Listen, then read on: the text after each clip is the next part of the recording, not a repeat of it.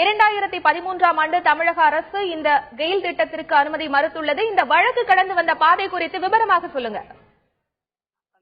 கெயில் திட்டத்துக்கு தமிழக அரசு ஏப்ரல் 2, 2013ஆம் ஆண்டு ஒரு அறிவிக்கையை அறிவித்திருந்தது. அதாவது கெயில் பைப்லைன் ப்ராஜெக்டை நீங்கள் இது விவசாய நிலங்களில் இம்ப்ளிமெண்ட் செய்யக்கூடாது. அதற்கு பதிலாக நேஷனல் ஹைவேஸ் மூலியமாக தேசிய நெடுஞ்சாலை வாயிலாக இந்த திட்டத்தை நீங்கள் பயன்படுத்திக் கொள்ளுங்கள், இந்த திட்டத்தை வரையறுத்துக் கொள்ளுங்கள் என்று ஒரு அறிவிக்கையை வகுத்திருந்தது. இதனை எதிர்த்து கெயில் நிறுவனமானது சென்னை உயர்நீதிமன்றத்தில் ஒரு வழக்கு தொடர்ந்தது. அதாவது நாங்கள் எங்களுடைய திட்டத்தை முடிவு செய்து அதை இம்ப்ளிமெண்ட் செய்யும், அதை நடைமுறைப்படுத்துகையில் பல்வேறு விவசாயிகள் அங்கு போராட்டத்தில் ஈடுபடுகிறார்கள். எனவே நீங்கள் இதை கருத்தில் கொண்டு எங்களுக்கு போலீஸ் ப்ரொடெக்ஷன் மூலமாக மாநில அரசு எங்களுக்கு போலீஸ் ப்ரொடெக்ஷன் காவல் உதவி செய்ய உத்தரவிட வேண்டும். அதனை கொண்டே எங்களால் இந்த திட்டத்தை இம்ப்ளிமெண்ட் செய்ய முடியும் என்று வாதத்தை முன்வைத்திருந்தனர். ஆனால் கெயிலின் வாதத்தை சென்னை உயர்நீதிமன்ற ஒரு நீதிபதி அமர்வு ஏற்க மறுத்துவிட்டனர். இதனை எதிர்த்து அவர்கள் மேல்முறையீடு செய்த போது அப்போது சென்னை உயர்நீதிமன்றம் தமிழக அரசை நீங்கள் இந்த வழக்கில் தொடர்புடைய அனைத்து பிரதிவாதிகளிடமும் கலந்து ஆலோசித்து ஒரு முடிவை எடுங்கள் என்று உத்தரவிட்டிருந்தனர். இதனை எதிர்த்து தமிழக அரசானது உச்சநீதிமன்றத்தில் மேல்முறையீடு செய்தது. இந்த வழக்கானது கடந்த 2 வருடங்களாக உச்சநீதிமன்றத்தில் விசாரிக்கப்பட்டு வந்தது. தொடர்ந்து தமிழக அரசு தரப்பில் தங்களுடைய வாதமாக இதைவே முன்வைத்து வந்தனர். இந்த பைப்லைன் திட்டத்தை செயல்படுத்தினால் விவசாய நிலங்கள் பாதிக்கப்படும் என்று தங்களுடைய வாதத்தை தொடர்ந்து முன்வைத்து வந்தனர். ஆனால் கெயில் நிறுவனம் ஒரே வாதத்தை தான் முன்வைத்தனர். அவர்கள் என்ன சொன்னார்கள் என்றால் 3500 கோடி மதிப்பிலான இந்த திட்டத்தை நாங்கள் இறுதி கட்டத்தில் இருக்கிறோம். அப்படி இருக்கையில் திடீரென தமிழக அரசு முதல் முறையாக எங்களுடைய திட்டத்தை 2006ஆம் ஆண்டு முதலாகவே எங்கள் திட்டத்திற்கு ஆதரவு அளித்து வந்த நிலையில் திடீரென கடைசி கட்டத்தில் இந்த திட்டத்தை ஒரு சில விவசாயிகள் எதிர்க்கிறார்கள் என்ற காரணத்தினால் இந்த திட்டத்திற்கு தடை கோருவது நியாயமல்ல என்று வாதாடினார். ஆனால் தமிழக அரசை பொறுத்தவரை நாங்கள் இந்த திட்டத்தை தடுக்கவில்லை, இந்த திட்டத்தை நீங்கள் தேசிய நெடுஞ்சாலை வாயிலாக அமல்படுத்துங்கள், அதற்கு நாங்கள் எந்த எதிர்ப்பும் தெரிவிக்கப் போவதில்லை என்று தங்களுடைய வாதத்தை முன்வைத்தனர். ஆனால் கெயில் தரப்பில் அப்படி முடியாது, அதற்கு சாத்தியக்கூறுகள் கிடையாது. காரணம் என்னவென்றால் தேசிய நெடுஞ்சாலை வாயிலாக இந்த திட்டத்தை செயல்படுத்தினால் அந்த பட்ஜெட் 3500 கோடியிலிருந்து பல மடங்காக அந்த பட்ஜெட் உயரும் என்று தங்களுடைய வாதத்தை முன்வைத்தனர். மேலும் அப்போது குறிப்பிட்ட நீதிபதிகள் விவசாயிகள் தரப்பில் ஆஜரான வழக்கறிஞர்களிடம் நீங்கள் இந்த திட்டத்திற்கு தொடர்பாக ஒரு டிக்ளரேஷன், மத்திய அரசு ஒரு டிக்ளரேஷன் வெளியிடுகையில் அப்போது நீங்கள் அதை ஏன் எதிர்க்கவில்லை என்ற கேள்வியை முன்வைத்தார்.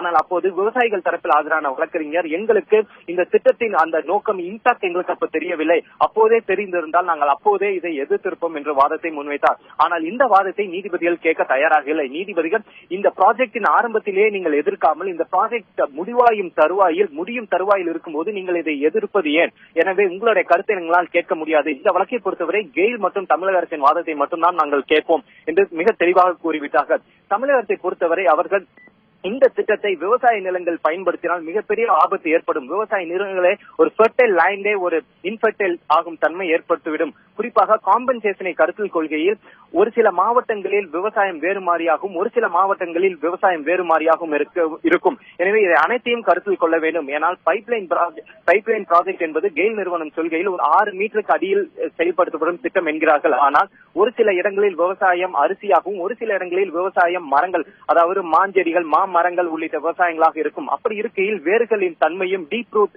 ஆக மாறிவிடும். எனவே இதை அனைத்தையும் கருத்தில் கொள்ள வேண்டும் என தமிழக அரசு வாதம் முன்வைத்தது.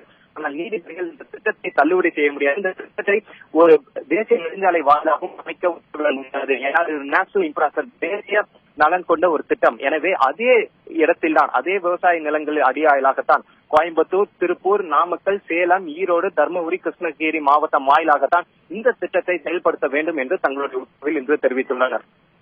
அரவிந்த், உச்சநீதிமன்றம் பிறப்பித்திருக்கிற இந்த உத்தரவை அடுத்து மத்திய அரசு தமிழக அரசுக்கு ஆதரவாக இருக்குமா? இந்த விவகாரத்தில் மத்திய அரசு நிலைப்பாடு என்ன? இன்றைய வழக்கு விசாரணையின் போது மிக தெளிவாக கெயில் தரப்பில் வாதிட்டது என்னவென்றால், இது பெட்ரோலியம் ஆக்ட் 2006 என்ற petroleum and natural gas act 2006 என்ற ஒரு சட்டத்தின் அடிப்படையிலே இதில் தமிழக அரசு தலையிட முடியாது என்று தங்களுடைய வாதத்தை முன்வைத்தனர். ஆனால் மத்திய அரசு தரப்பில் இன்று எந்த வழக்கறிஞரும் யாரும் ஆஜராகவில்லை.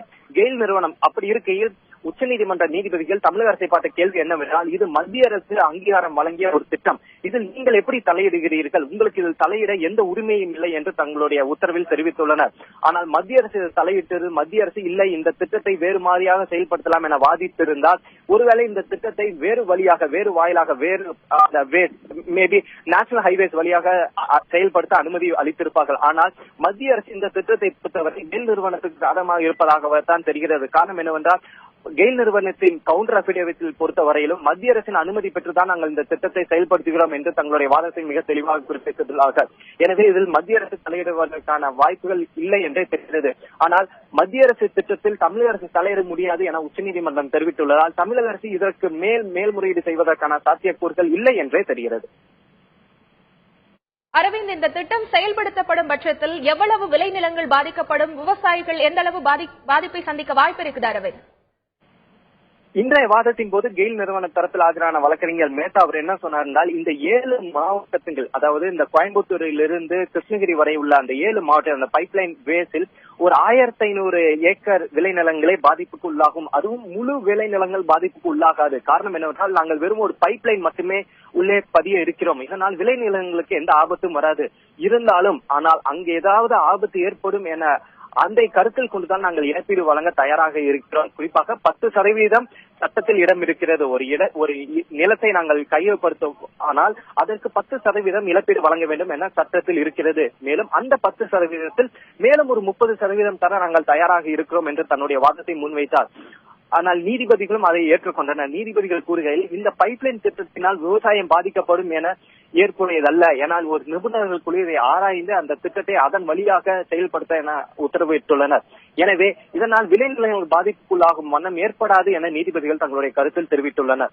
ஆனால் விவசாயிகள் தரப்பில் ஆஜரான வழக்கறிஞர்கள், இல்லை, இதனால் விவசாய நிலங்களுக்கு மிகப்பெரிய பாதிப்பு ஏற்படும், இதை அமல்படுத்துவதற்கு முன்னால் ஒரு நிபுணர் குழு அந்தந்த விவசாய நிலங்களுக்கு வந்து விவசாயிகளின் கருத்தை கேட்க வேண்டும் என்ற தன்னுடைய வாதத்தை முன்வைத்தார். ஆனால் நீதிபதிகள் அதை ஏற்க மறுத்துவிட்டனர். காரணம் என்னவென்றால், நீதிபதிகள் இது தொடர்பாக இந்த திட்டத்தை வரையறுக்கும் போதே உங்கள் தமிழக அரசின் ஒரு அதிகாரியும் அந்த திட்டக்குழுவில் இருந்திருக்கிறார். அப்போது உங்கள் தமிழக அரசின் அதிகாரி அதை எதையும் எதிர்க்காமல் அனைத்திற்கும் சம்மதித்து விட்டு கடைசி நேரத்தில் ஒரு ஓட்டுக்காக இதை பிரச்சனையாக பார்க்கிறீர்களா என தமிழக அரசிடம் அவர் கேள்வி எழுப்பியுள்ளார்.